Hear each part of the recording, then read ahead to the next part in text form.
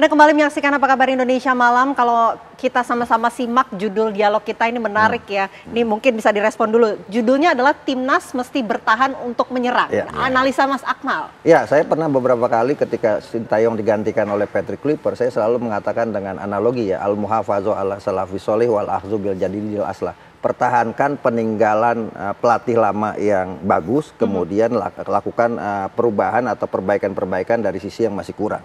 Salah satu peninggalan yang paling bagus dari Sintayong adalah bagaimana pola kompetisi dia yang sangat luar biasa, sehingga sulit sekali untuk dibobol lawan. Sayangnya itu yang kemudian ditinggalkan oleh Patrick Kluivert karena dia merasa dengan pola menyerang yang dia punya dia bisa mengalahkan Australia. Tapi faktanya Australia justru memainkan gaya bermain yang sedikit menunggu, yang pada akhirnya mencari celah kesalahan tim kita. Sebenarnya apa yang dialami oleh Sintayong berbeda dengan Kluivert. Sintayong itu udah punya pengalaman ya, ketika berhadapan dengan Australia. Ketika dia pertama kali berhadapan dengan Australia kan kalah 4-0 di Piala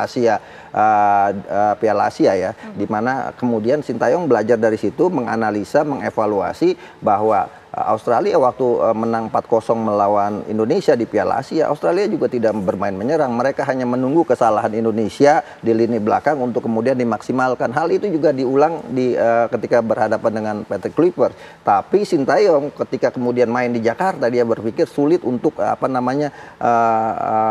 membuat Australia kalah dengan mentalitas yang mereka punya. Maka pilihannya adalah kita harus curi poin melawan Australia di GBK. Ya pilihannya bermain dengan kompleks defense dan bertahan gitu. Sebenarnya kenapa Sintayong bermain bertahan? Jawabannya ada di ketika Patrick Kluivert kalah 1-5. Itulah yang kemudian menurut saya juga tim dari Patrick Kluivert ini untuk melakukan evaluasi, tim analisnya bagaimana melawan Bahrain ke depan gitu kan. Karena apa? Bahrain ini sangat tricky mainnya. Berbeda dengan Australia, tricky, pemainnya nakal, cengeng, sering jatuh-jatuh gitu. Dan jangan sampai kemudian diturunkan misalnya pemain-pemain yang punya emosi tinggi. Nah ini kan kita ada Justin Hubner yang sering dapat kartu merah, kemudian ada Rafael Struijk yang juga agak emosional. Bahkan sebelum pertandingan kan Bahrain sudah memberikan sayur-sayur kepada Indonesia. Misalnya pelatihnya Dragan Talajic mengatakan kita nggak melawan Indonesia, kita melawan Belanda ini, gitu kan.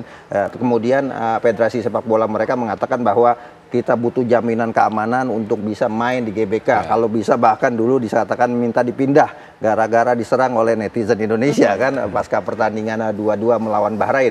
Bahkan sekarang Federasi Sepak Bola Bahrain meminta FIFA untuk datang menghadiri pertandingan dan menonton pertandingan agar jangan sampai yang mereka takutkan terjadi. Saya pikir sayur-sayur ini yang juga harus diantisipasi oleh Patrick Kluivert bersama timnya. Yang paling mudah adalah bagaimana kemudian pola yang sudah ditinggalkan Sintayong dengan 3 back. Menurut saya itu harus dilanjutkan, apalagi sekarang Mesilgard tidak ada, di 3 back di belakang saya pikir akan solid kalau Jay Inces, kemudian Rizky Ridho sama Justin Hubner ada di sana. Calvin Verdong dikembalikan sebagai back kiri, kemudian Kevin Dix sebagai back kanan, di tengah harus ada pemain yang memang benar-benar posisinya sebagai gelandang bertahan, dan itu ada Jay Polipesi.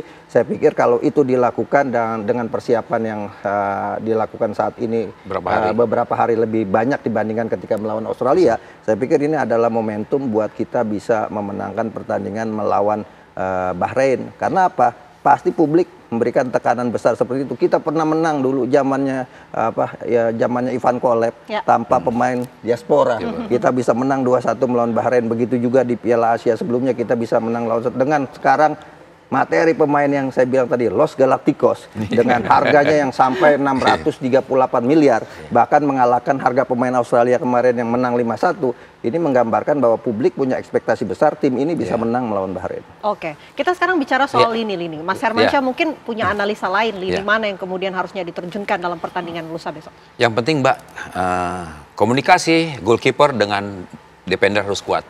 Yang tadi dibilang Mas Akmal. Jadi harus komunikasi, terutama kiper. Karena kalau belakang kita kuat ya, otomatis kita mungkin ya celah-celah untuk lawan untuk kita kecolongan juga mungkin agak berkurang. Ya, keduanya mungkin saya prediksi mungkin Indonesia tetap memakai main 4-3-3. 4-3. Prediksi saya karena ini kan kita tuan rumah. Di situ akan mungkin Emil, di situ Jais dengan Rizky Ridho, Kevin Dix dengan Calvin Verdong, 3 di tengah Joyce Polpesi, Marcelino, Tom Hey, terus Eliano, Rafael Struijk sama oleh Romeni. Kalau kiper gimana? Kiper, saya mungkin pasang prediksi saya Emil masih di situ. Masih Emil Audero ya.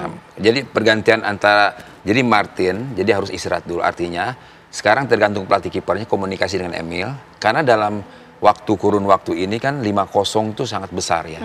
Untuk mengembalikan kepercayaan diri lagi, dia istirahat dulu dan ada motivasi untuk pertandingan selanjutnya lagi. Jadi saya mudah-mudahan aja kita bisa. Saya masih optimis Indonesia bisa menang lawan Bahrain. Oke, formasi itu akankah kemudian efektif jika diterapkan melawan Bahrain? Saya pikir efektif karena kita tuan rumah. Mungkin dukungan dari supporter Indonesia ya memberikan dukungan untuk tim, dan keduanya mereka mungkin belajar dari kemarin ya dengan kemarin tuh kan kita tuan rumah.